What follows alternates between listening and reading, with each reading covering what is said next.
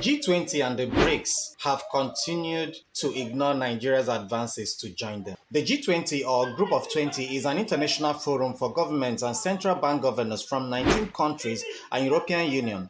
It was established in 1999 in response to financial crisis and aims to bring together the world's major economies to discuss and coordinate economic policy. BRICS, on the other hand, is an acronym for an association of 5 major emerging national economies: Brazil, Russia, India, China, and South Africa.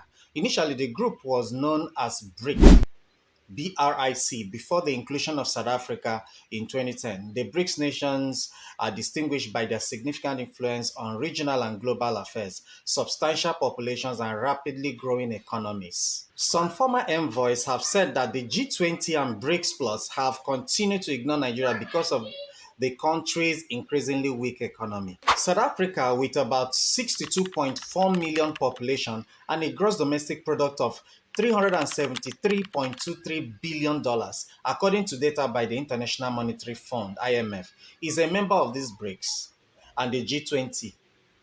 Can you see that? While Nigeria, with 227 million people, has a GDP of 252.74 billion.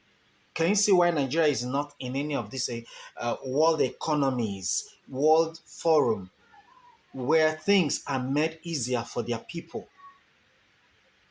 And they are busy, our leaders are busy chasing rats in a burning house. You see, before countries join these groups, whether the G20 or the BRICS, there has to be some standard that has been set before anything happens. Our leaders have failed us. Just imagine, they are not going to join important groups as this G20 and the BRICS. They won't do anything meaningful. Like, these groups have not seen any serious effort by the Nigerian government to improve the economy of Nigeria in order to set them apart to be able to join. If you take a look at the list of countries in these groups, there is no African country there except South Africa. What's going on, Africa? We need to wake up. And Nigeria is posing as the giant of Africa. I don't want to sound like I don't love my country, okay? I love Nigeria with all my being. It wasn't a mistake that I found myself as a citizen of Nigeria. And that's where we are talking. That's why we do what we do. When you see people come online and talk about the ills of this government, the ills of our leaders, it's not as if we're looking for content to make. We are saying these things because it affects us. We can't keep quiet. We can't help but talk. It's not even up to a week. It was trending that Nigeria signed Samoa Agreement.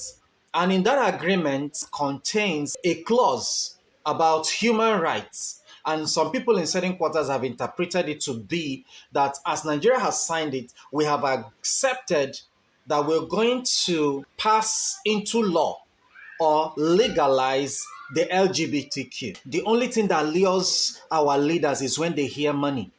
I learned this deal has about $150 billion loan attached to it. My own opinion anyway, there is nothing good coming from it.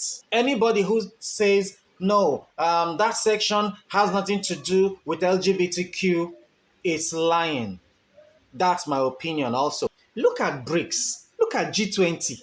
They didn't come begging you with some loan package for them to make it appetizing to you to accept. They have set standards you have to accept. If you really want to join them, then they are bringing Samoa Agreement that somebody went and signed. And now the federal government of Nigeria is saying, we are not even aware. We are not aware that there's anything like that. So the guy that signed it entirely on his own. I don't even seem to agree to that, because we've seen situation of documents being signed in this country and the federal government is saying, we don't know who signed it. Come on. The pens just lift themselves and start signing documents all by themselves. Come on, who is kidding who? Who is playing who? We need to wake up, guys. We need to wake up. There's a lot going on. If we must chart a new course in this country, we must learn to do the right things. If we must chart in the right direction in this country, our leaders must be up and doing. We are not paying you over 100 million naira a year as a senator for you to just go there and play.